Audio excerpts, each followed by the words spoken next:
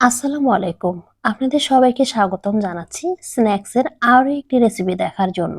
সবথেকে সহজ আর ঘরোয়া উপকরণে তৈরি করা যায় এমন কোনো হেলদি রেসিপি যদি খুঁজে থাকেন তাহলে এই ভিডিওটি অবশ্যই আপনার জন্য। স্পেশাল আলুর এই রেসিপিতে এক কামড়েই টিফিনের সরলতা, সকালের স্নিগ্ধতা আর ডিনারের আরাম একসাথে ধরা দিবে। সহজ অথচ অনন্য এই রেসিপি যেন সময় আর স্বাদের মধ্যে সেতুবন্ধন গড়ে তুলবে। স্পেশাল আলুর রেসিপিটির জন্য স্পেশালভাবে আটা দিয়ে ব্যাটার তৈরি করে নিব। আটার পরিবর্তে ময়দাও ব্যবহার করা যাবে।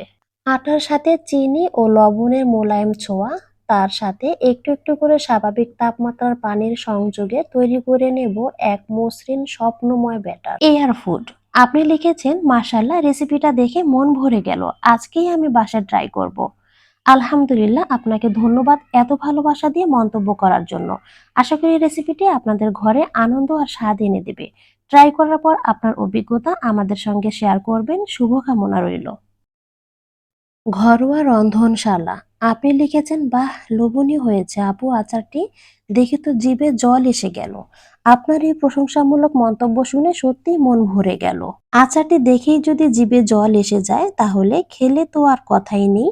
আশা করছি এই আচারটি আপনার খাবার টেবিলে বাড়তি স্বাদ এনে দেবে। রবিউল, আপনি লিখেছেন, চিনির বদলে গুড় হবে কি? আচার তৈরিতে চিনির বদলে গুড় ব্যবহার করলে স্বাদে একটা গাঢ় প্রাকৃতিক মিষ্টতা আসে। তবে মিষ্টতা একটু ভিন্ন হওয়ায় পরিমাণ সঠিকভাবে সামঞ্জস্য করতে হবে। ব্যাটারগুলো 10 মিনিট রেস্টে রাখবো। স্পেশাল আলুগুলো কিভাবে তৈরি করে নিতে হবে, কথাগুলো মনোযোগ দিয়ে শুনবেন আর ভিডিওটা মনোযোগ দিয়ে দেখবেন, তাহলে আপনিও কিন্তু সুন্দরভাবে তৈরি করে নিতে পারবেন। স্নিগ্ধ তেলে মৃদু আঁচে যখন রাঁধুনি সুবাস নিজেকে মেলে ধরে, তখন রান্নাঘর রূপ নেয় এক মোহনীয় সুরমন্দিরে। এই মসলা যখন আলুর কোমলতায় মিশে যেতে শুরু করে, তখন ঘ্রাণে, বর্ণে আর রসে জন্ম নেয় এক ছোট্ট অথচ অসাধারণ স্বাদ স্মৃতি। আলু আর রাঁধুনির এই মিলনের সুবাসে শুধু পেটই নয়, মনও ভরে ওঠে। সেদ্ধ করা আলু হাতের চাপে হালকা করে একটু ভেঙে নিয়ে তারপরে কিন্তু আলুগুলো ভেজে নিতে হবে। চুলার তাপমাত্রা একদম লো হিটে রেখে 1.5 থেকে 2 মিনিট সময় নিয়ে আলুগুলো ভেজে নিব। এতে করে সুন্দর একটা সুবাস ছড়িয়ে যাবে, আবার আলুর গা থেকে সেদ্ধ গন্ধটাও চলে যাবে। স্পেশাল সুবাসিত এই আলুর প্রহর যখন শান্ত হয়ে যাবে, তখন শুরু হবে নতুন একটি গল্পের সূচনা। ঠান্ডা ভাজা আলুর কোমল স্পর্শে মিশে যাবে টমেটোর টক ঝাল লালিমা, পেঁয়াজের মিষ্টি তীব্রতা আর কাঁচামরিচের তীব্র ঝাঁজ। ধনেপাতার সজীব সুরভি যেন তার গায়ে এক আলতো সবুজ ছোঁয়া বুলিয়ে দেবে। এরপর ডিমের মসৃণতা আর ম্যাগি মসলার উষ্ণ মিশ্রণে সৃষ্টি হয় এক অদ্ভুত, অপূর্ব সামঞ্জস্য। লবণের ছোঁয়ার স্বাদে পূর্ণতা পায় এই মনোমুগ্ধকর মিশ্রণ। প্রতিটি উপাদান যেন স্বতন্ত্র, অথচ একে অপরকে ছাপিয়ে একমুখী সুরে বাঁধা। ডিমের এই মিশ্রণ মেশানোর সাথে সাথেই রান্না করে ফেলতে হবে। রেস্টে রাখা যাবে না, তাহলে কিন্তু অনেকটা পানি ছেড়ে দিবে, সেক্ষেত্রে কিন্তু খাবারের টেস্ট একদম নষ্ট হয়ে যাবে। সকল উপকরণগুলো একত্রে একসাথে রেখে দিতে পারবেন, তবে সেক্ষেত্রে লবণটা দেওয়া যাবে না। রান্নার আগ মুহূর্তে লবণটা ভালোভাবে মিশিয়ে তারপর দ্রুতই রান্না করে ফেলতে হবে। 10 মিনিট রেস্টে থাকার কারণে ব্যাটার যেন নিজের সৌন্দর্যে আরো পরিণত হয়েছে। নরম, মোলায়েম আর প্রাণবন্ত ব্যাটার তৈরি করতে অবশ্যই কিছুটা সয়াবিন তেল ব্যবহার করতে হবে। শুরুর দিকে এই তেলগুলো ব্যাটারের সাথে একদমই মিশতে চাইবে না। কিছুক্ষণ সময় ধরে ভালোভাবে মিশিয়ে নিতে হবে। এরকম কিছুক্ষণ মেশানোর পরেই দেখতে পারবেন একটা সময় ব্যাটারের সাথে তেলগুলো খুব ভালোভাবে মিশে গেছে। ব্যাটারের ঘনত্বটা আশা করি দেখে বুঝে নিয়েছেন। খুব বেশি ঘন করা যাবে না, আবার খুব বেশি পাতলাও করা যাবে না। ঠিক এমনটা হলেই হয়ে যাবে। ব্যাটারটি এখন তৈরি স্পেশাল আলু রেসিপিটিকে বাস্তব রূপ দিতে।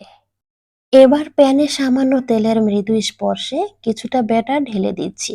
তারপরে এই ব্যাটারগুলো প্যানের চারপাশে একটু ছড়িয়ে দেব। এ সময় চুলার তাপমাত্রা মিডিয়াম টু লো হিটে রেখে এই নাস্তাগুলো ভেজে নিতে হবে। কিছুক্ষণ ভেজে নেওয়ার পরে যখন পরোটার চারপাশে এক সোনালী আভা ফুটে উঠবে, তখন আলতো হাতে অপর পাশটি উল্টে দিতে হবে। এরপরে আলু আর ডিমের কোমল ছোঁয়া এই পরোটার গায়ে ছড়িয়ে দেব।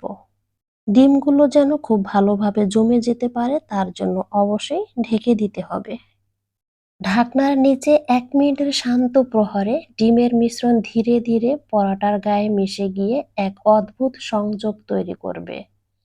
ঢাকনা সরিয়ে নেওয়ার পর সেই দৃশ্য যেন এক শিল্পকর্ম, যার প্রতিটি স্তরে জুড়ে থাকে সোনালী বর্ণ আর মোলায়েমতা। এরপর সামান্য তেলের ঝলকে উল্টে-পাল্টে যখন পরোটা ভাজা হয়, তখন তার সুবাসে মুখর হয়ে ওঠে চারপাশ। ঢাকা খুলে নেওয়ার পরে তেলগুলো মাঝ বরাবর দেওয়া যাবে, আবার চাইলে সাইডেও দেওয়া যাবে। আপনার ইচ্ছে মতো তেল ব্যবহার করতে পারবেন, কম অথবা বেশি। এরকম সোনালী বর্ণ করে সবগুলো পরোটা ভেজে নেবেন। আর এই রেসিপিটি একদম সকলের মন জয় করার মতো। বাসায় ট্রাই না করলে এর স্বাদ কিন্তু একদমই বুঝতে পারবেন না। সহজ আর হেলদি এই রেসিপিগুলো আশা করি আপনাদের কাছে একটু হলেও ভালো লাগে। ভালো লাগলে প্লিজ আমাকে একটু সাপোর্ট করবেন আর রেসিপিগুলো অবশ্যই ফ্রেন্ডস অ্যান্ড ফ্যামিলির সাথে শেয়ার করে দিবেন। এই পরোটাগুলো দীর্ঘক্ষণ পর্যন্ত কিন্তু এরকম সফটই থাকবে। যখন খুশি তখন খেয়ে নেওয়া যাবে। আবার নতুন কোনো রেসিপি নিয়ে আপনাদের সাথে কথা হবে। ততক্ষণ পর্যন্ত সবাই অনেক বেশি ভালো থাকেন, সুস্থ থাকেন। আল্লাহ হাফেজ।